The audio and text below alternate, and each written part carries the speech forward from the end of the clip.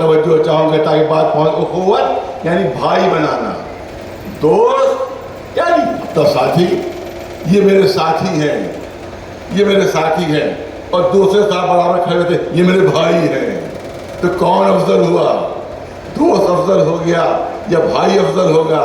جس کو بھائی کہا اس کی اہمیت زیادہ ہے, جس کو دوست کہا اس کی اہمیت کم ہے. یہ میرے بھائی ہیں تو بالکل بھائیوں کی طرح ہے, دوست نہیں یہ بھائی ہیں. اس کا مطلب ہے کہ دوستی سے زیادہ شرف اخوت کا ہوتا ہے, دوستی سے زیادہ مرتبہ اخوت کا ہوتا ہے. اور پوری تاریخ میں رسول نے 2 مرتبہ علی کی اخوت کا اعلان کر دیا ہے. 2 مرتبہ علی کی اخوت کا اعلان کیا ہے کہ یہ میرے بھائی ہیں, یہ میرے بھائی ہیں. ایک تو خود دعوت ذوالعشیرہ میں جو میں نے کل طبری کا حوالہ دیا تھا, ارے طبری کے ذریعے سے عبداللہ ابن سبا کے گڑھے ہوئے افسانے کو پیش کیا جاتا ہے. ارے طبری جیسی تاریخ میں عبداللہ ابن سبا موجود ہے, عبداللہ ابن سبا طبری جیسی تاریخ میں موجود ہے, تو اسی طبری میں تو دعوت ذوالعشیرہ بھی موجود ہے. اسی طبری میں دعوت ذوالعشیرہ بھی موجود ہے, اور اس میں اعلان ہو رہا ہے کہ جو بھی میری مدد کرے گا وہ میرا بھائی ہوگا, میرا وصی ہوگا, میرا جانشین ہوگا, میرا خلیفہ ہوگا. صلوات اللہ محمد.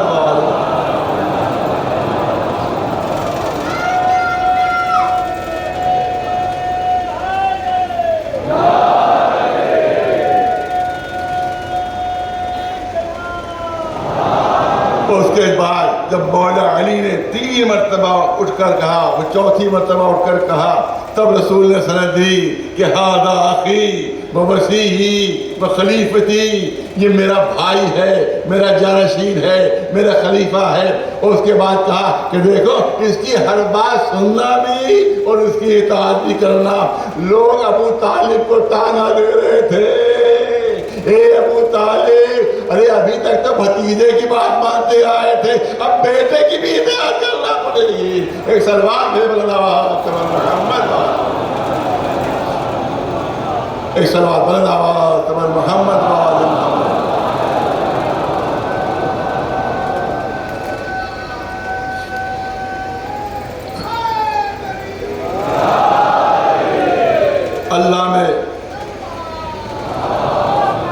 اللہ میں شبلی نعمانی جو مؤسس ہیں, جو فاؤنڈر ہیں ندوۃ العلماء کے, یہاں جو ندوۃ العلماء جو آپ کو یہ مدرسہ مل رہا ہے جس کی پوری دنیا میں شہرت ہے, اس کے فاؤنڈر ہے شبلی نعمانی.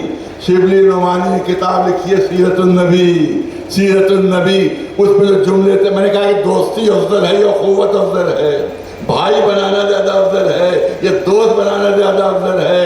اللہ میں شبلی نعمانی سیرت نعمانی میں لکھ رہے ہیں سیرت النبی میں کہ جب رسول اللہ مدینہ تشریف لے گئے تو نئے نئے تشریف لے گئے تھے, وہاں کے لوگوں سے واقف نہیں تھے, نہ کسی کو دیکھا تھا, نہ کسی سے ملے تھے, نہ کسی سے کوئی پہلے پیسے کی دوستی تھی, جان پہچان نہیں تھی. مگر وہ کہتے, توجہ رہے, اللہ میں شبلی نعمانی لکھتے ہیں کہ یہ اعجاز رسول تھا, اعجاز رسول تھا کہ رسول اللہ نے ایک مہاجر کو اور ایک انصاری کو آپس میں بھائی بنایا, آپس میں بھائی بنایا. کہتے عجیب بات تھی, نہ رسول ملے تھے کبھی, پوری توجہ رہے, نہ کبھی ملے تھے, نہ کوئی جان پہچان تھی, نہ ان کے بارے میں واقف تھے, مگر یہ اعجاز رسول تھا کہ مہاجر اور رسول کے مہاجر رسول کے ساتھ گئے تھے. انصار جو مدینے سے پہلے موجود تھے, لیکن جب ایک دوسرے کو بھائی بنایا تو اوسوں کو بنایا جن کے آپس میں مزاج ملتے جلتے تھے. ارے توجہ رہے, جن کے آپس میں مزاج ملتے جلتے تھے, طبیعت ملتی جلتی تھی, کردار ملتا جلتا تھا, ان کو آپس میں بھائی بنایا. یہ اعجاز رسالت تھا کہ پہچان نہیں تھی مگر معلوم ہو گیا اس کا مزاج کیا ہے, اس کی طبیعت کیا ہے, اس کا کردار کیا ہے. آپس میں جو کردار ملتا جلتا تھا ان کو آپس میں بھائی بنا دیا تھا, مگر علی کو کسی کا بھائی نہیں بنایا. اللہ میں شبلی لکھتے ہیں کہ پھر علی کو کسی کا بھائی نہیں بنایا، سب کو ایک دوسرے کا بھائی بنا دیا، مگر علی کو کسی کا بھائی نہیں بنایا۔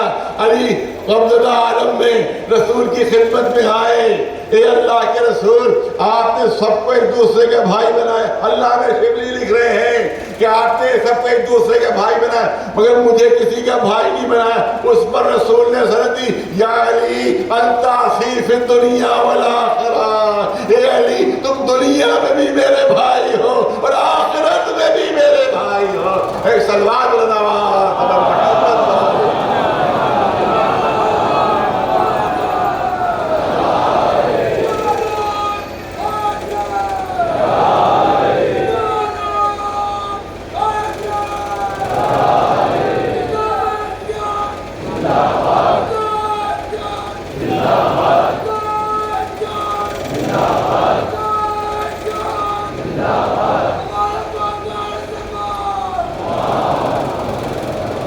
اللہ میں شبلی لکھتے ہیں کہ مولا علی کے لئے تم زندگی میں بھی میرے بھائی ہو، اس دنیا میں بھی میرے بھائی ہو اور آخرت میں بھی میرے بھائی ہو۔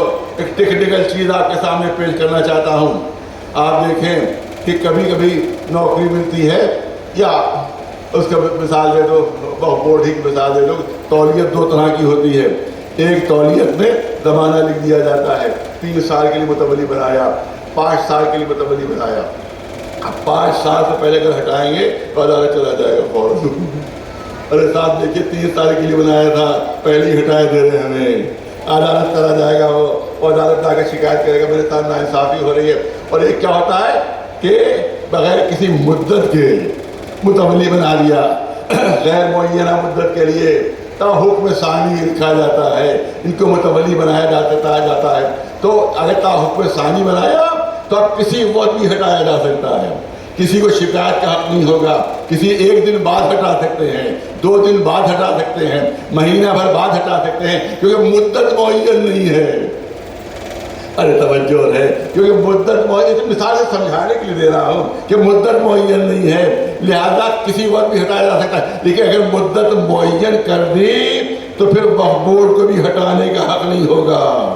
مثال سے سمجھانے کے لیے دے رہا ہوں، بورڈ کو بھی ہٹانے کا حق نہیں ہوگا، کیونکہ مدت معین ہوگی، اگر ہٹایا تو عدالت میں چلا جائے گا۔ جتنوں کو رسول نے آپس میں بھائی بنایا، اس میں کوئی مدت معین نہیں کی کہ کتنی مدت کے لیے بھائی بنایا، لہذا ان کی اخوت کینسل ہو گئی تھی۔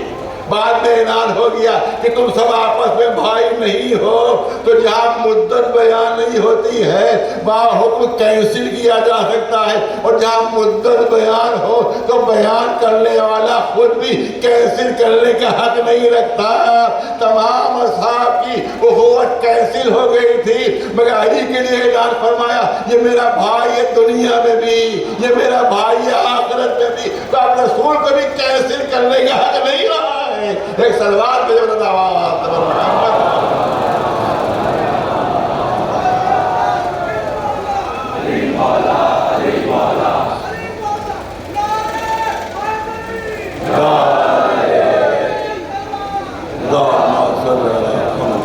اب جلدی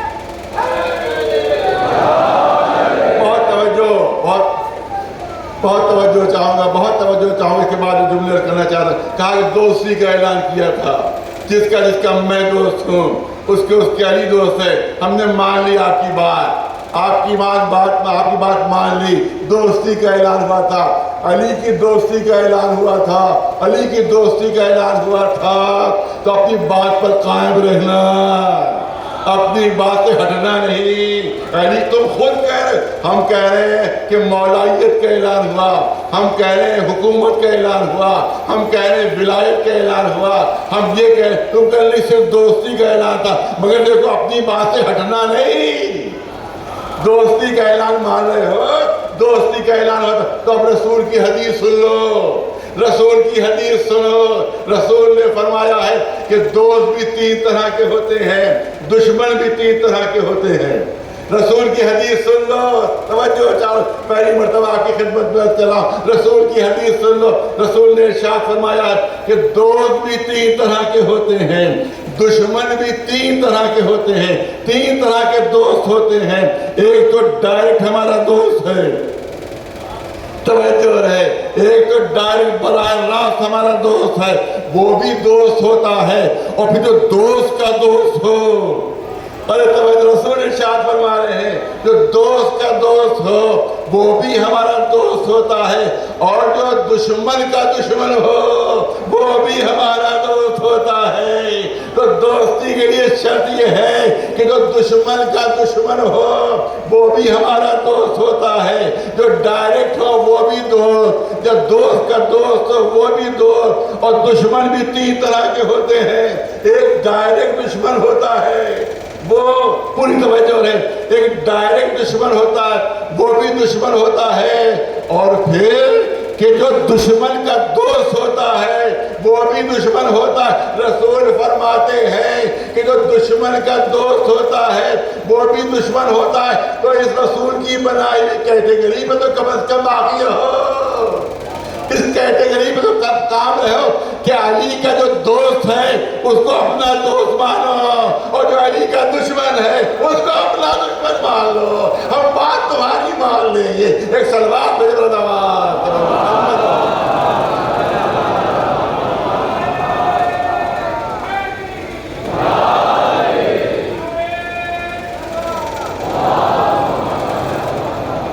علی سے دوستی کا اعلان بھی ہے اور دشمنوں سے بھی دوستی ہے۔ تو اس کو کیا مانے؟ اس کا مطلب ہے کہ جو اپنی ڈیفینیشن تم نے بنائی ہے اسی پر خود عمل نہیں کر رہے ہو۔ صلوات علی محمد و آل محمد۔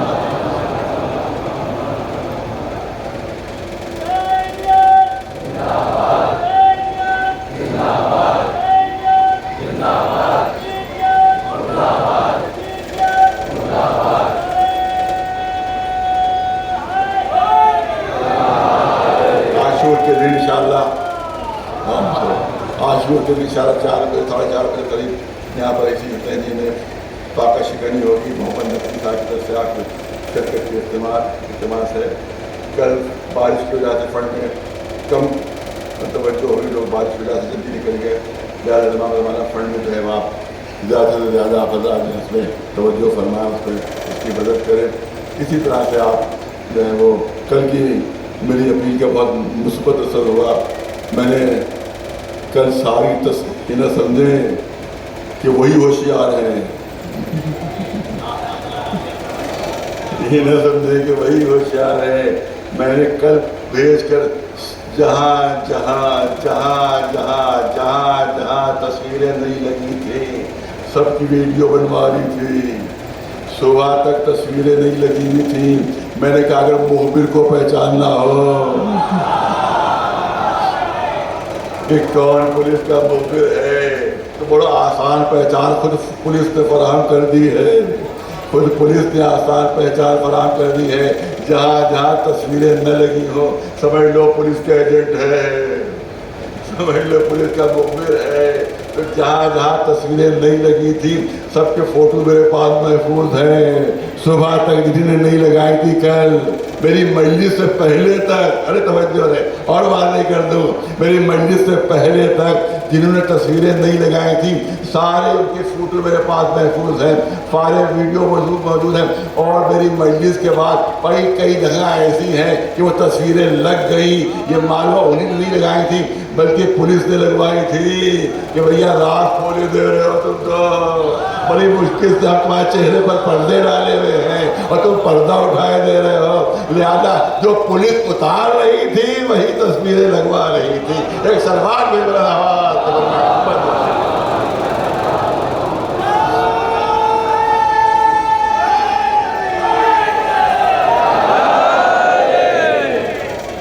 دوسری چیز بہت ضروری ہے، اتنا بڑا مجمع ماشاءاللہ، میں تو سمجھتا ہوں کہ ہندوستان کی سب سے بڑی مجلس مجمع کے لحاظ سے میں سمجھتا ہوں یہی مجلس ہوتی ہے 9 محرم کی، کہ جس میں چاروں طرف علاقے ماشاء اللہ سب پورے بھرے ہوئے ہیں، کھچا کھچ، صرف امام باڑہ ہی نہیں بلکہ آس پاس کی جتنی سڑکیں ہیں سب ماشاء اللہ بھری ہوئی ہیں، لہٰذا اعلان ضروری ہے۔ اس پورے مجمع کی طرف سے اعلان کیا جا رہا ہے، یہ پورے مجمع کی طرف سے اعلان کیا جا رہا ہے کہ ہم کو جو حکومت نے وقف بل انٹروڈیوس کیا ہے وہ وقف بل ہم کو منظور نہیں ہے، وہ وقف بل ہم کو منظور نہیں ہے، کیونکہ یہ مسلمانوں کا تباہ برباد کرنے کی سازش ہے، مسلمانوں کا کمر توڑنے کی سازش ہے، لہذا اس سازش کا ہم مقابلہ کریں گے، ہم مقابلہ کریں گے اور پورا طریقے سے مقابلہ کریں گے، پورا حیثیت سے مقابلہ کریں گے، شانتی پوروک مقابلہ کریں گے، مگر اس بل کے خلاف ہم لڑتے رہیں گے، لڑتے رہیں گے اور صدا احتجاج بلند کرتے رہیں گے۔ ہم اپنے دشمنوں کو کامیاب نہیں ہونے دیں گے۔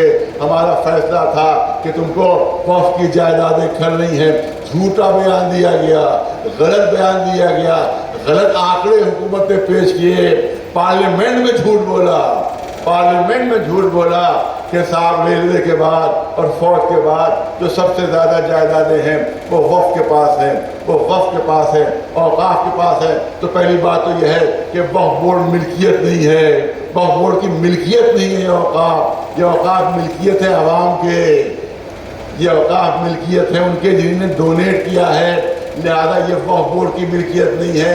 اور دوسری چیز یہ عرض کروں کہ آنکڑوں کے ذریعے ثابت ہوا ہے کہ صرف تامل ناڈو میں، صرف ایک صوبے میں مندروں کے پاس اتنی بڑی بڑی جائیدادیں اور زمینیں ہیں جو پورے ہندوستان کے اوقاف سے 4 گنا زیادہ ہیں، صرف ایک صوبے میں 4 گنا زیادہ جائیدادیں ہیں۔ تو ہماری جائیدادوں کی فکر ہو رہی ہے اور جو اربوں روپے کی جائیدادیں بیکار پڑی ہوئی ہیں ان کی طرف کوئی توجہ نہیں ہے، نہ ان کو بھی توجہ کرو، اور جو غریب ہندو ہیں ان کو تمام جائیدادیں بانٹ دو، اور جو کھربوں روپے کا سونا ہے وہ بھی غریب ہندوؤں میں تقسیم کر دو۔ ارے ساری ہمدردی مسلمانوں سے ہے، مسلمانوں کی محبت پھوٹ رہی ہے دل میں، ارے ان کے غریبوں کو ہم مدد کرنا چاہتے ہیں، ان کے غریبوں کے لیے ہم آگے بڑھ رہے ہیں، ارے ہمارے غریبوں کی تو مدد کریں۔ اور ہندو غریب بھول گئے، ہندوؤں کی غربت بھول گئے۔ اگر وہ مندروں کا سونا اور ان کی جائیدادیں ہندو بھائیوں میں بانٹ دو، نہ ہندوؤں میں کوئی غریب رہے گا، نہ کوئی بے گھر رہے گا، نہ کوئی بغیر چھت کے رہے گا۔ صلوات محمد وعلیہ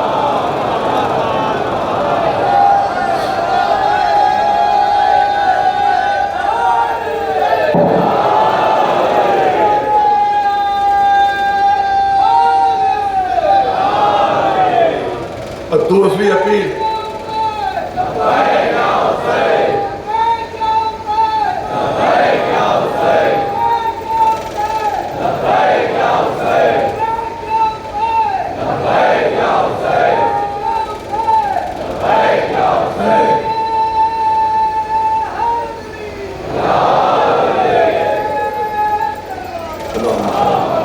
اور دوسرا اعلان یہ ہے کہ ہم اہل بیت کے ماننے والے ہیں، ہم مولا علی کے ماننے والے ہیں، امام حسین کے ماننے والے ہیں، ہم کربلا والوں کے ماننے والے ہیں، اور پیغام کا یہ ہے کہ ہمیشہ ظالم کے مخالف رہو اور مظلوم کے ساتھ ہی رہو، ظالم کے مخالف رہو، کوئی بھی ظالم ہو، اپنا ظالم ہے، بھائی ظالم ہے، اس کے دشمن بن جاؤ۔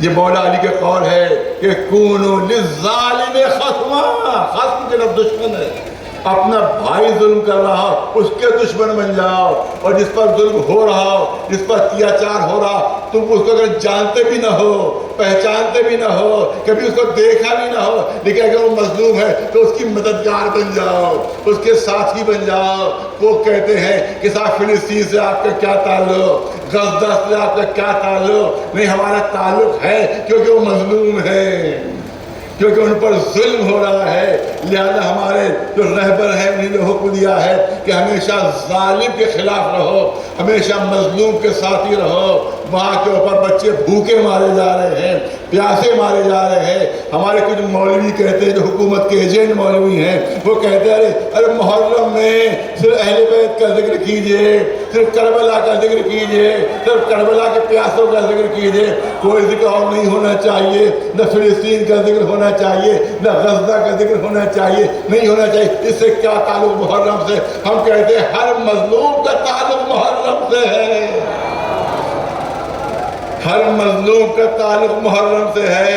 اگر تم کہو کہ مظلومین کا ذکر نہ ہو تو اس کا مطلب یہ ہے کہ تم کربلا کی روح بھی نہیں جانتے، کربلا کی جان نہیں، تم نے کربلا رٹ تو لکھ لی ہے مگر یہ نہیں معلوم کہ مقصد کربلا کیا ہے، ہدف کربلا کیا ہے۔ صلوات محمد۔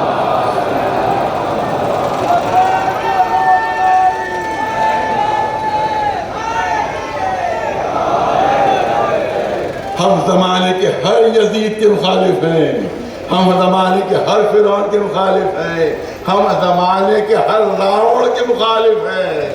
ارے توجہ رہے، ہم زمانے کے ہر راوڑ کے مخالف ہیں، ہم زمانے کے ہر یزید کے مخالف ہیں۔ جو بھی نتنیاہو کا ساتھ دے رہا ہے وہ یزید کا ساتھی ہے، وہ یزید کا ساتھی ہے۔ جو بھی نتنیاہو کی حمایت کر رہا ہے وہ راوڑ کا ساتھی ہے، رام کا ساتھی نہیں مانا جائے گا، اسے راوڑ کا ساتھی مانا جائے گا۔ تو آج بھی پہچان لو کہ کون یزیدی ہے اور کون حسینی، آج بھی پہچان لو کون راوڑ کا ماننے والا ہے اور کوئی رام کا کون ماننے والا ہے۔ ایک سلوات بھی بلند آواز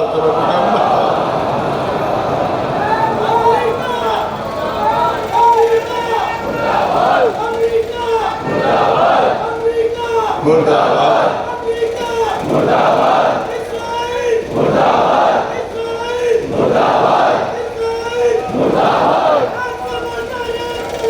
امریکہ اسرائیل، امریکہ اسرائیل، امریکہ اسرائیل۔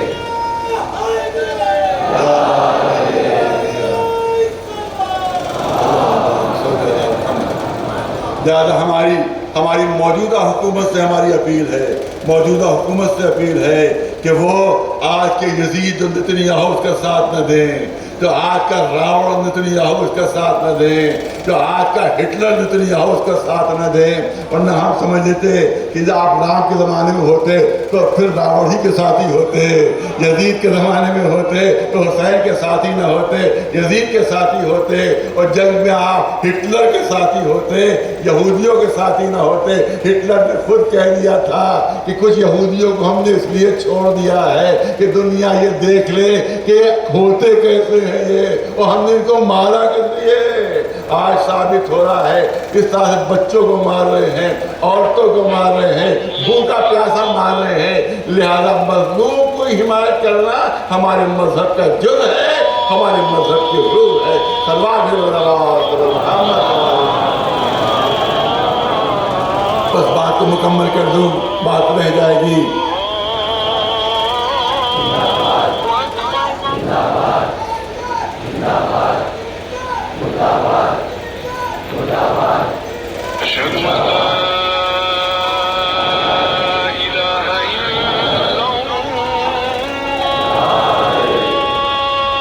آپ دیکھیں، میں وہ جملے دہرا دوں میں نے کیے تھے کہ 2 وعدے ہوئے تھے دعوت ذوالعشیرہ میں۔ ایک وعدہ رسول نے کیا تھا، ایک وعدہ علی نے کیا تھا۔ رسول نے وعدہ کیا تھا کہ جو میرے عمل میں، رسالت میں، نبوت میں جو میری مدد کرے گا، جو میری مدد کرے گا وہ میرا بھائی ہوگا، میرا وصی ہوگا، میرا جانشین ہوگا، میرا خلیفہ ہوگا۔ علی نے وعدہ کیا کہ میں آپ کی مدد کروں گا، میں آپ کی مدد کروں گا۔ کون سا ایسا میدان ہے کہ جہاں علی نے مدد نہ کی ہو؟ میدان احد ہے، علی مدد کر رہے ہیں۔ میدان بدر ہے، علی مدد کر رہے ہیں۔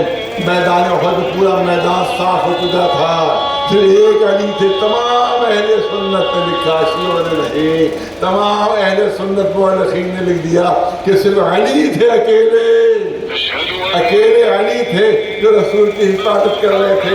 یہاں پر عجیب روایت ہے، علامہ عبدالحق محدث دہلوی کے جس میں نے حوالہ دیا تھا، مدارج النبوہ میں لکھتے ہیں کہ جب سب چلے گئے اور اکیلے علی تھے، بہت توجہ ہے، اکیلے علی تھے جو حفاظت کر رہے تھے، اس پر رسول کا ایک جملہ نقل کیا ہے، ایک جملہ نقل کیا ہے، اے علی جب سب چلے گئے تو تم کیوں نہیں گئے؟ ارے توجہ ہے، اے علی جب سب چلے گئے تو تم نہیں گئے؟ تم بھی چلے جاتے، جہاں سب چلے گئے وہاں تم بھی چلے جاتے۔ تو مولا علی کا جواب نقل کیا ہے۔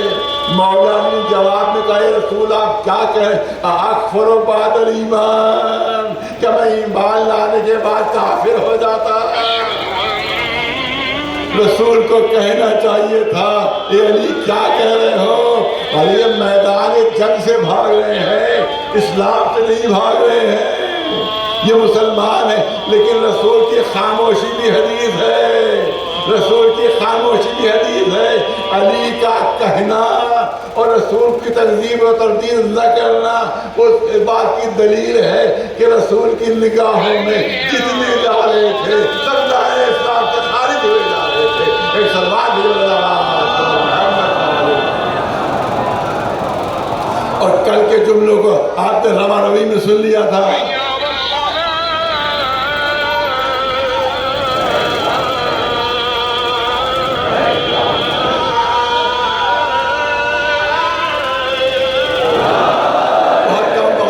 بہت کم وقت رہ گیا۔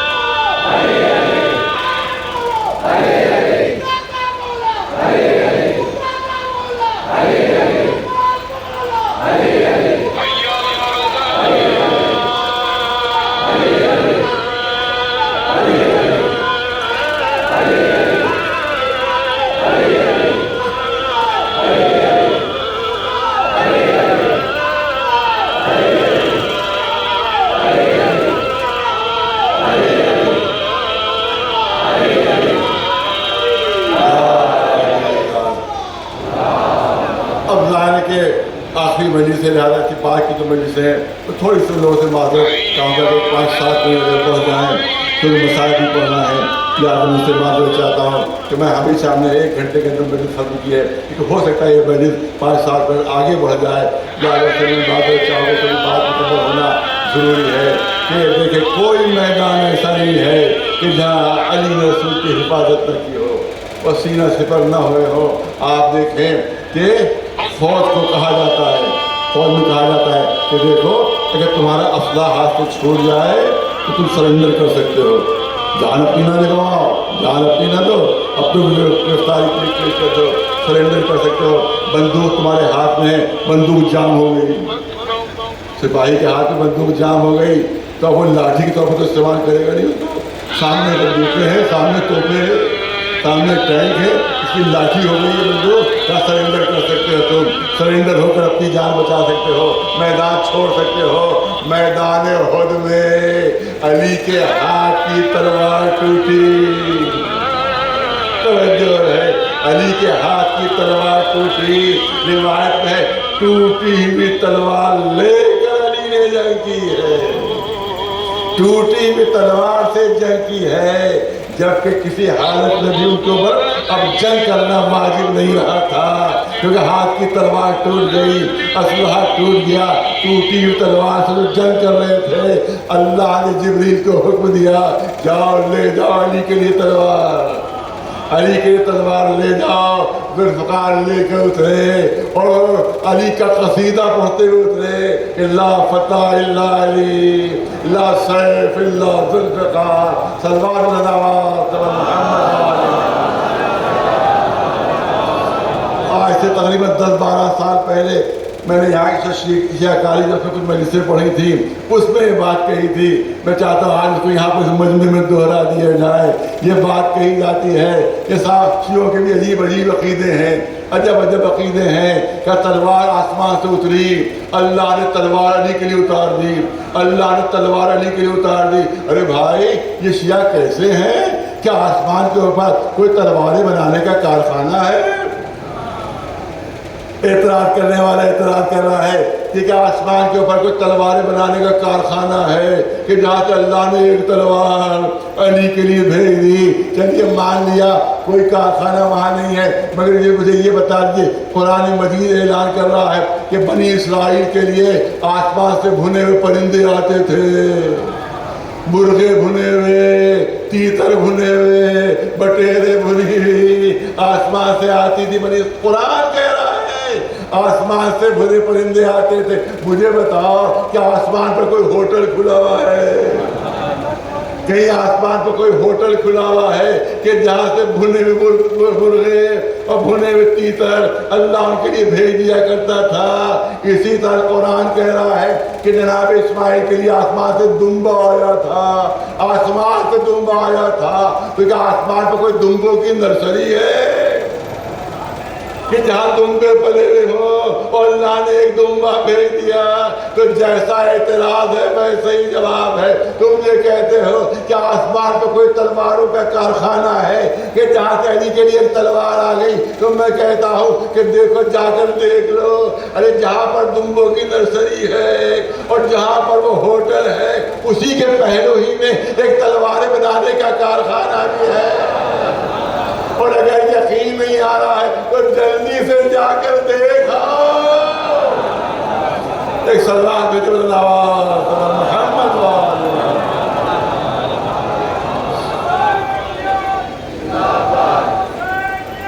زندہ باد، زندہ باد، مردہ باد۔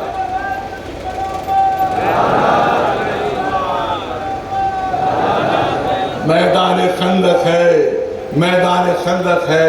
ابو ابن عبد الفت دنیا کا سب سے بڑا پہلوان، دنیا کا سب سے بڑا پہلوان خندق پار کر کے آ گیا۔ یہ بھی تاریخ طبری کی تفصیل ہے۔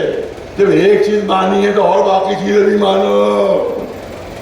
یہ تاریخ طبری کی تفصیل ہے کہ جب خندق پار کر کے ہم نے اپنے وقت آ گیا تھا اور پکار کر کہہ رہا تھا کون ہے جو میرے مقابلے پر آئے، کون ہے جو میرے مقابلے پر آئے۔ یہاں بھی طبری کہتی ہے کہ ایک اکیلے علی تھے جو بار بار اٹھ رہے تھے، انا یا رسول اللہ، انا یا رسول اللہ، انا یا رسول اللہ۔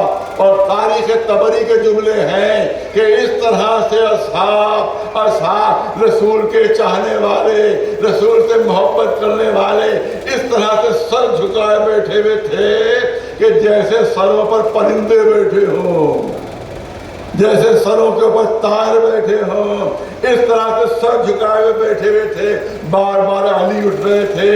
اب یہاں کے پر یہ دیکھا گیا یہ مثال کیوں دی گئی ہے کہ جس طرح سروں پر پرندے بیٹھے ہوں اس طرح سے سر جھکائے ہوئے ساکت و صامت بیٹھے ہوئے تھے۔ جب ہسٹری عرب کی دیکھی تو پتہ چلا کہ وہاں سب سے اہم جو جانور ہے وہ اونٹ ہے، سب سے جو ریگستان کے جہاد کہلاتا ہے۔ اونٹ کے سر میں کچھ کیڑے پیدا ہو جاتے ہیں تو اونٹ تو خود تو کھجا نہیں سکتا، اونٹ خود تو کھجا نہیں، ہم تو اپنے ہاتھ سے سر کھجا لیتے ہیں، مگر اونٹ تو اپنے پیروں سے اپنے ہاتھ سے سر کھجا نہیں سکتا، تو اس کے سر میں کچھ کیڑے پیدا ہو جاتے ہیں جو اس کو اذیت پہنچاتے ہیں۔ تو اللہ نے کوئی پرندے پیدا کیے ہیں، ارے توجہ رہے، اللہ نے کوئی پرندے پیدا کیے ہیں، ان کی غذا وہی کیڑے ہیں جو اونٹ کے سر میں پیدا ہوتے ہیں۔ جب یہ اونٹ کے سر پر بیٹھتے ہیں تو اونٹ اپنا سر نہیں ہلاتا، اپنا سر نہیں ہلاتا کہ سر ہلاؤں گا تو یہ پرندے اڑ جائیں گے اور بڑی تکلیف باقی رہے گی۔ اس کا مطلب ہے کہ مثال تاریخ کو ملی بھی تو اونٹوں کی مثال ملے۔ ایک سلوار میں ایک سلوات بلند آواز تبر محمد محمد۔ توجہ رہے، جس بات کی اتنی زحمت دی ہے بس بات پس کرنا چاہتا ہوں۔ آیا وہ اور یہاں تک اب کوئی نہیں آیا کیونکہ رسول کو ہر بار علی کو بٹھا رہے ہیں۔ اس نے خیمے میں، رسول کے خیمے میں اپنا نیزہ چبھویا اور نیزے سے اس خیمے کو پھاڑ کر کہا ارے میں پکارتے پکارتے تھک گیا، میری تو آواز پڑ گئی، لہذا کوئی ہے جو آ جائے میرے سامنے۔ اس وقت رسول نے جملہ کہا کہ من لہذا الکلب اس کتے کے لیے کون جا رہا ہے؟ یہ کتے کے لیے کون جا رہا ہے؟ یہاں پر یہ کہا جاتا ہے کہ رسول نے کتا کہہ دیا، لہٰذا اب ہمیں بھی گالیاں بکنے کا حق حاصل ہے، ہم بھی کسی کو برا بھلا کہہ سکتے ہیں۔ جب رسول کتے کا لفظ استعمال کر رہے ہیں تو ہم بھی کسی کو برا بھلا کہہ سکتے ہیں۔ یاد رکھیے کہ رسول خلق عظیم کے حامل ہیں، خلق عظیم کے، کوئی بھی ایسا لفظ اس کی زبان پر نہیں آ سکتا جو تہذیب کے خلاف ہو۔ پوری توجہ رہے رد کرنا چاہتا ہوں، رسول کی زبان مبارک پر کوئی بھی ایسا لفظ نہیں آ سکتا جو تہذیب کے خلاف ہو، جو اخلاق کے خلاف ہو۔ پھر بھی کیوں کہہ دیا من ھذا الکلب؟ یہ جملہ تہذیب کے خلاف نہیں ہے، رسول نے جو اس کو کلب کہا ہے، جو کلب کہا ہے، درد اس کی ماہیت بیان کی جا رہی ہے، اس کی حقیقت بیان کی جا رہی ہے کہ دیکھو دیکھنے میں تو یہ انسان جیسا ہے مگر ماہیت میں کتا ہے، مگر حقیقت میں کتا ہے۔ لہذا رسول نے پہچان بھی دیا، پہچانوا دیا کہ کون انسان ہے اور کوئی ماہیت میں کتا ہے، پہچانوا دیا۔ قیامت تک کے لیے ماہیت پہچان لینا، حقیقت پہچان لینا، جو در معصوم پر آ کر توہین کرے وہ شکل انسان ہوگا مگر ماہیت میں وہ کتا ہوگا، حقیقت میں وہ کتا ہوگا۔ ایک سلوات بھیجو محمد۔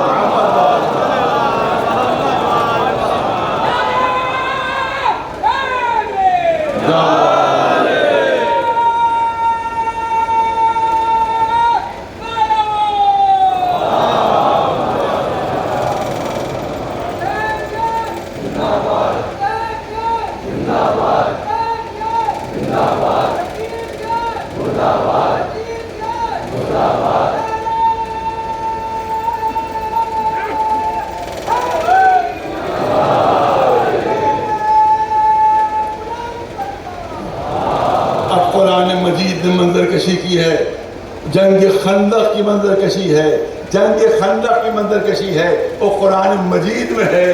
کسی نے مورخ نے لکھا ہوتا تو گردن کاٹ دی جاتی، کسی قلم نے لکھا ہوتا تو ہاتھ کاٹ دیا جاتا، مگر کیا کیا جائے، قرآن نے منظر کشی کی ہے کہ تمہارے اصحاب کے سلسلے میں کہا جاتا ہے کہ صاحب برا بھلا نہ کہو، تو ہم کبھی برا بھلا نہیں کہتے، لیکن دیکھو تو قرآن کو تو روک لو، قرآن کی منظر کشی تو روک لو۔ قرآن منظر کشی کر رہا ہے کہ جس وقت امر آواز دے رہا تھا، جس وقت امر آواز، اے مسلمانوں تمہارا عالم کیا تھا، تمہاری حالت کیا تھی، قرآن مجید منظر کشی کر رہا ہے۔ اذ زاغت الابصار وبلغت القلوب الحناجر ویظنون باللہ الظنونا۔ ارے جب امر آوازیں دے رہا تھا تو مسلمانوں تمہارا عالم یہ تھا کہ تمہاری آنکھیں پلٹ گئی تھی ڈر سے، اے مسلمانوں خوف سے تمہاری آنکھیں پلٹ گئی تھی اور کلیجے اچھل اچھل کر حلق میں آ گئے تھے۔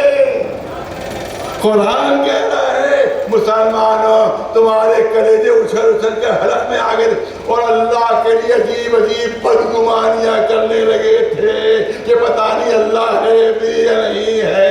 یہ اصحاب رسول کی پیشین گوئی، یہ اصحاب رسول کی منظر کشی قرآن مجید کر رہا ہے۔ اب قرآن مجید کبھی کفر کا فتویٰ دے دو، ایک سلوات بھیجے برداوات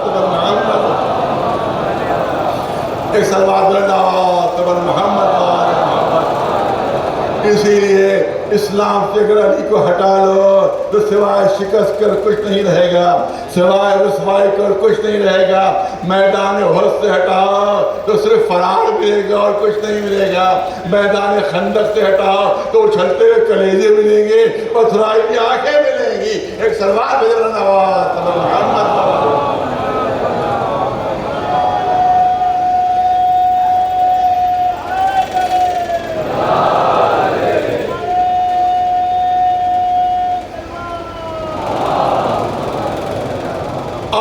یہ بالآخری جملے ہیں، کیا کیا جب مجبوری میں نہیں عبداللہ ابن سبا کا ذکر کیا جاتا۔ ابھی 2-3 اخباروں میں ایک کسی جاہل ملا کا بیان پورا آیا کہ سب شیعہ سبائی ہیں، کیونکہ ایسے عبداللہ ابن سبا وہ تھا کہ جو رسول جو مولا علی کو رب مانتا تھا، ان کو خدا مانتا تھا، لہذا شیعہ بھی رب کہتے ہیں ان کو، خدا کہتے نہیں، ہرگز نہیں، ہرگز نہیں، ہم خدا کا جلوہ کہتے ہیں، صفات الہیہ کا حامل کہتے ہیں، آئینہ صفات الہیہ کہتے ہیں۔ ایک سلوات بھیجو نواز محمد اور جلدی سے جنگ صفین کا واقعہ سن لیجیے صرف 2 منٹ کے اندر۔ روایت کہتی ہے کہ لشکر بہت تھکا ہوا تھا، بہت تھکا ہوا تھا، زخمی تھا لشکر۔ مالک اشتر آئے مولا کی خدمت میں، مولا 1-2 دن کے لیے جنگ روک دیجئے، 1-2 دن کے لیے جنگ روک دیجئے، لشکر تھکا ہوا ہے، لشکر جو ہے وہ ذرا سا زخمی ہے، کون لڑے گا، کون لڑے گا؟ اب جب مولا نے دیکھا کہ واقعی لشکر تھکا ہوا تھا ان کا، لوگ جو تھے سست رفتاری سے جنگ لڑ رہے تھے، روایت کہتی ہے کہ مولا نے کہا میں خود حملہ کروں گا، میں خود حملہ کروں گا۔ اب جو مولا علی نے حملہ کیا تو روایت یہ کہتی ہے کہ جنگ صفین کا 1,20,000 کا لشکر 70 گروہوں میں بٹ گیا۔ علی کے ایک حملے میں 70 گروہوں میں بٹ گیا، اور دیکھنے والے دیکھ رہے تھے کہ ہر گروہ میں علی جنگ کر رہے ہیں، ہر گروہ میں علی جنگ کر رہے ہیں، جس طرح نظر پڑ رہی تھی علی جنگ کر رہے ہیں، جدھر دیکھ رہے تھے علی جنگ کر رہے ہیں۔ تو اب جو علی اللہ ہی تھے ان کو یقین ہو گیا کہ ہمارا عقیدہ صحیح ہے، یہ کیونکہ اللہ ہی ہے جو ہر جگہ حاضر و ناظر ہے۔ ہم 70 مقامات کے اوپر علی کو ایک وقت میں دیکھ رہے ہیں، لہذا اب علی تو رب ثابت ہو گئے، رسول اب علی تو اللہ ثابت ہو گئے۔ اس کے بعد یہ سب پہنچے مولا علی کے پاس، جب جنگ ختم ہوئی مولا علی کے پاس پہنچے، دیکھا مولا علی نے کھانا منگوایا ہے، کھانا منگوا کر جب روٹی آئی تو مولا علی نے کوشش کی، وہ روٹی ٹوٹ نہیں سکی، وہ روٹی ٹوٹ نہیں سکی، علی نے اپنے گھٹنوں سے دبا کے وہ روٹی توڑی ہے۔ سب علی اللہ ہی دیکھ رہے تھے کہ علی کے ہاتھوں سے روٹی نہیں ٹوٹ رہی ہے، سب یہ کہتے ہوئے واپس آئے جو سوکھی روٹی نہ توڑ سکے وہ ہمارا خدا نہیں ہو سکتا، وہ ہمارا خدا نہیں ہو سکتا۔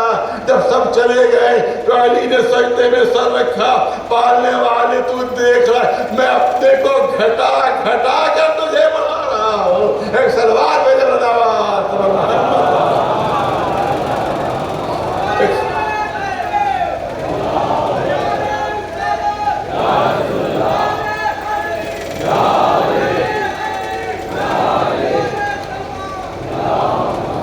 یہی وہ ہیں جن نے اسلام کی حفاظت کی ہے، یہی وہ ہیں جو اسلام کے سینہ سپر رہے ہیں۔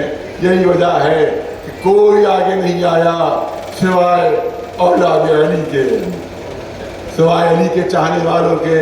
یہ کہا گیا کہ آخر جب سب خاموش تھے تو حسین کیوں آ گئے؟ میں ایک مثال بچوں کے لیے دینا چاہتا ہوں۔ اگر کسی باغ کے لیے یہ نہ معلوم ہو، اگر کسی چمن کے لیے اندازہ نہ ہو رہا ہو کہ اس چمن کا مالک کون ہے، اس چمن کا محافظ کون ہے، نہیں سمجھ میں آ رہا کہ بھئی کون ہے، تو ایک طریقہ ہے کسی 2-4 پھولوں کو زبردستی توڑ لو، کچھ 2-4 پھولوں کو ہاتھوں سے باندھ دو، فوراً مالک دوڑتا آ جائے گا، ارے بڑی مشکل سے چمن لگایا ہے، بڑی محنت سے چمن لگایا ہے۔ تو عام لوگوں کو فکر نہیں ہوتی کہ چمن چاہے لٹ جائے چاہے باقی رہے، جس نے چمن لگایا ہے فکر انہی کو ہوتی ہے، کیونکہ اسلام کا چمن ان کے خون سے سینچا گیا ہے، لہذا انہی کو فکر تھی، لہذا اس کی حفاظت کے لیے حسین آ رہے ہیں، اس کی حفاظت کے لیے عباس آ رہے ہیں، اس کی حفاظت کے لیے قاسم آ رہے ہیں، اور اسی کی حفاظت کے لیے ایک 6 مہینے کے سپاہی بھی ہے، اسی کی حفاظت کے لیے 6 مہینے کا سپاہی بھی ہے۔ یہ علی آج کا دن جناب علی اصغر سے جو مخصوص ہے، جناب علی اصغر کے مصائب بیان کیے جاتے ہیں، 8 جو ہے جناب عباس سے مخصوص، 7 جناب قاسم سے، 6 جناب علی اکبر سے، اور 9 محرم اس ننھے سے مجاہد سے مخصوص ہے۔ آپ یاد رکھیں کہ یہ علی اصغر ہی تنہا پورے لشکر کے لیے کافی تھے، تنہا پورے لشکر کے لیے کافی تھے۔ آپ مثال آپ کے سامنے پیش کروں کہ جس وقت عرب والے نے اپنے لمبے لمبے قصیدے کعبے میں آویزہ کیے تھے جن پر فخر تھا، تو رسول اللہ نے سب سے چھوٹا سورہ جو سورہ کوثر جب وہ آویزہ کیا تو تمام جتنے بھی بڑے بڑے شاعر تھے اور تھے انہوں نے اپنی ہار تسلیم کر لی کہ اس چھوٹے سے سورے کا مقابلہ ہمارا ادب نہیں کر سکتا. ارے قرآن نبوت، قرآن رسالت اور قرآن امامت کا سب سے چھوٹا سورہ علی اصغر ہے، اور اس علی اصغر کا مقابلہ وہ دشمن نہیں کر سکتے تھے. لہٰذا ہمیشہ جو سب سے مضبوط اسلحہ ہوتا ہے، جو سب سے کارگر اسلحہ ہوتا ہے، وہ سب سے آخر میں استعمال کیا جاتا ہے. لہٰذا آج بھی ایران اعلان کر رہا ہے کہ ابھی ہم نے تو اپنے اسلحے استعمال ہی نہیں کیے، جو ہمارے اسلحے ہیں ابھی تو وہ استعمال ہی نہیں ہوئے. اس کا مطلب یہ آخر میں اسلحہ نکالا جاتا ہے. علی اکبر شہید ہو گئے، عباس شہید ہو گئے، قاسم شہید ہو گئے. اب حسین کو کربلا فتح کرنا ہے تو ننھے سے مجاہد کو لے کر آئے تو صرف 6 مہینے کا تھا، جو پیار سے تڑپ رہا تھا. ارے تم کہتے ہو کہ کربلا میں مسلمان تھے. آج کی مجلس کا طریقہ یہ ہے کہ مجلس کے بالکل آخر میں امامہ اتارا جاتا ہے. تو جب میں امامہ اتاروں گا تبھی مجمع سمجھے کہ مجلس ختم ہو رہی ہے. امامہ میرے اتارنے سے پہلے کوئی بھی مجلس میں نہ اٹھے، نہ زنجیری باتیں کرنے والے اٹھے، نہ خواتین اٹھے، کیونکہ مجلس جاری رہے گی. جب میرا امامہ ہاتھ میں آ جائے تب سمجھیے مجلس ختم ہو رہی ہے. گزارش یہ ہے کہ اس سے پہلے آپ مجلس میں نہ اٹھے ورنہ مجلس ڈسٹرب ہو جائے گی. ہاں ان ننھا سا مجاہد جو حسین کی مظلومیت کی دلیل، وہ ننھا سا سپاہی جو فاتح میدان کربلا ہے، جس نے کربلا کو فتح کیا ہے، وہ ننھا سا علی اصغر ہے. تم کہتے ہو کہ مسلمان سے مثال پیش کرنا چاہتا ہوں. بچے سمجھے، جواب سمجھے. ایک صاحب نے مثال بھی دی ہے، میں آپ کے سامنے پیش کرنا چاہتا ہوں. کہتے ہیں کہ میں ہائی وے پر میری گاڑی خراب ہو گئی اور ہائی وے بہت تیز رفتار سے گاڑیاں جاتی ہیں کہ میں بار بار گاڑیوں کو روک رہا تھا، ہاتھ دے رہا تھا، مگر کوئی رک نہیں رہا تھا. سب تیز رفتاری سے نکلے چلے جا رہے تھے. تو میں نے ایک ترکیب کی. میں نے کیا کیا، میرا گاڑی میں ایک چھوٹا سا میرا بچہ تھا، 5-6 مہینے کا بچہ تھا. دھوپ بہت تیز ہو رہی تھی، بہت شدید موسم تھا. کیا میں اس بچے کو لے کر سڑک کے کنارے کھڑا ہو گیا؟ اس چھوٹے سے معصوم بچے کو اپنے میں سڑک کے کنارے لے کر کھڑا ہو گیا.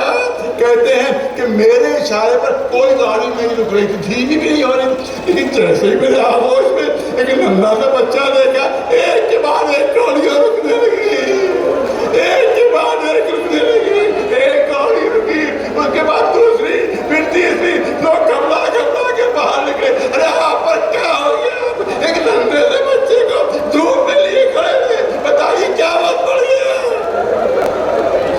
کون سی مصیبت آ گئی آپ پر؟ تو آپ چھوٹے سے بچے کے لیے سڑک پر کھڑے ہوئے. اگر انسانیت موجود ہو تو ایک چھوٹے سے بچے کو کوئی دھوپ میں بھی نہیں دیکھ سکتا.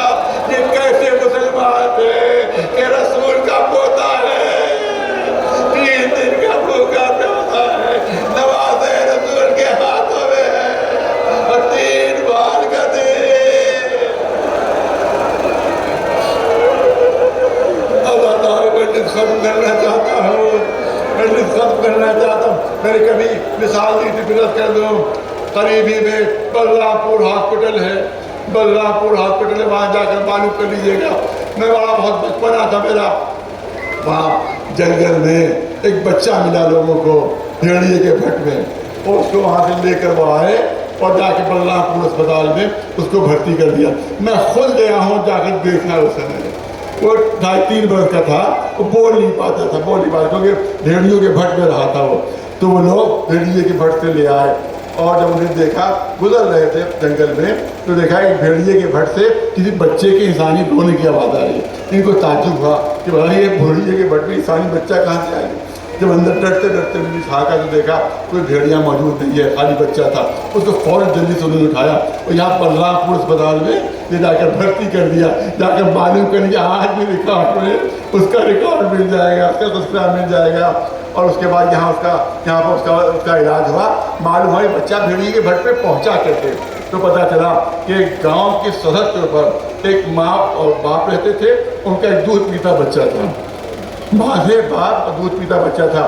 جب بھیڑیوں کے گروہ نے حملہ کیا تو ماں کو بھی مار دیا، باپ کو بھی مار دیا، لیکن چولہے میں لیٹے بچے کو اور دودھ پیتے بچے کو ان بھیڑیوں نے کوئی نقصان نہیں پہنچایا۔ حقیقت ہے، آج جا کے معلوم کر لو، آج جا کے معلوم کر لو کہ میں صحیح بول رہا ہوں یا غلط بول رہا ہوں۔ آج ابھی معلوم کر لینا جا کے میری بات صحیح ہے نہیں ہے۔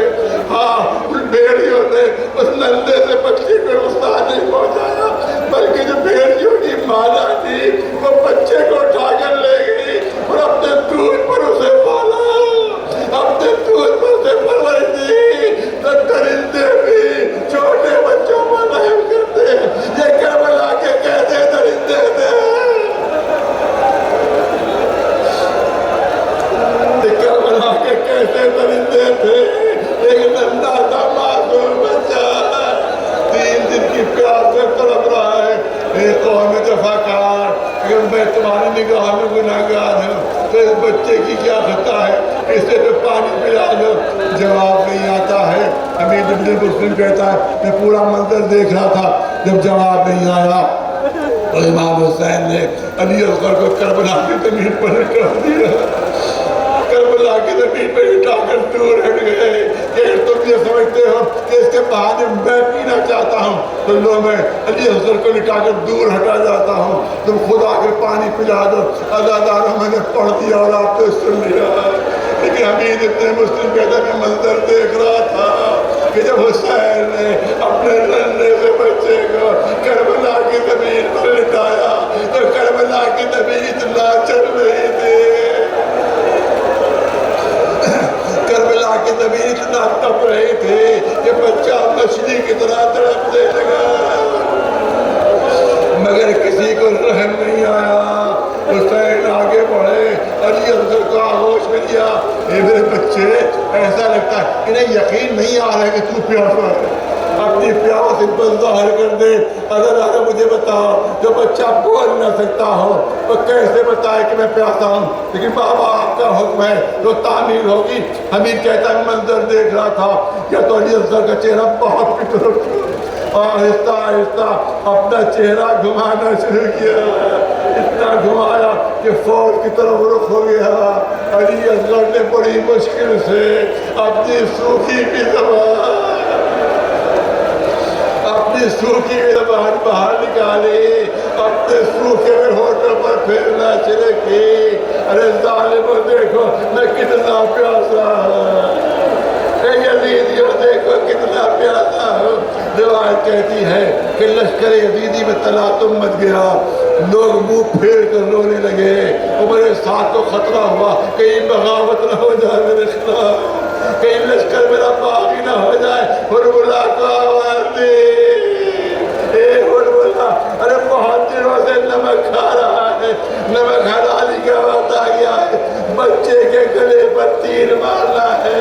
اس ملعون نے 3 بار کا تیر چہرے کمان میں جوڑا، علی اصغر کا نشانہ لیا۔ روایت کہتی ہے کہ ہرملا کے ہاتھ کانپے اور تیر و کمان چھوٹ کر زمین پر گر پڑے۔ تمہارے ساتھ نے کہا اے ہرملا تو اس وقت دنیا کا سب سے بڑا تیر انداز ہے اور تیرے ہاتھ کانپ رہے ہیں، ہاتھ کانپ رہے ہیں۔ ہرملا نے جواب دیا ابھی جو میں نے منظر دیکھا تو اسے کیسے بیان کروں، جیسے ہی میں نے بچے کا نشان لیا ایسا لگا ایک نقاب پہنچی بھی سردی تیرے سامنے آئے، اے ظالم کیا ظلم کر رہا ہے، ننھا سا بچہ 3 بار کا تیر آ کر لگا، علی اصغر تڑپتے لگے، علی اصغر تڑپتے لگے۔ حسین نے وہ تیر نکالنا چاہا، علی اصغر کے گلے سے وہ تیر نکالنا چاہا، جب بھی تیر نکالنا چاہتے تھے علی اصغر تڑپتے لگتے تھے، حسین تیر نہیں نکال پا رہے تھے۔ تیر نکالے تو کیسے، جب بھی نکالنا چاہتے علی اصغر تڑپتے لگتے تھے، اے بیٹا علی اصغر، اے بیٹا علی اصغر تم علی کے لال ہو، ذرا صبر کرو، میں تیر نکال رہا ہوں، تمہیں صبر کرنا ہوگا۔ اللہ نے تیر تو نکال لیا مگر علی اصغر نے دم توڑ دیا، علی اصغر نے دم توڑ دیا۔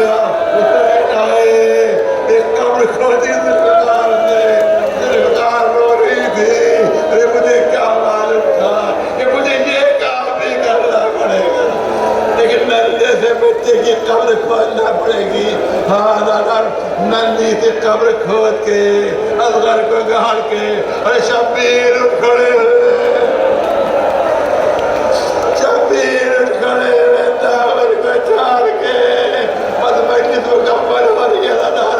میدان جنگ میں پہنچے، زبردست حملہ کرنا شروع کیا، پوری فوج سامنے سے بھاگ رہی تھی، کوئی حسین کے سامنے ٹک نہیں رہا تھا۔ ارے کہاں بھاگے جا رہے ہو، کہاں بھاگے جا رہے ہو، تم نے تو میرے عباس کو مار دیا، کہاں بھاگ رہے ہو، تم نے تو میرے علی اکبر کو مار دیا، تم کہاں بھاگ رہے ہو، تم نے تو میرے علی اصغر کو مار دیا۔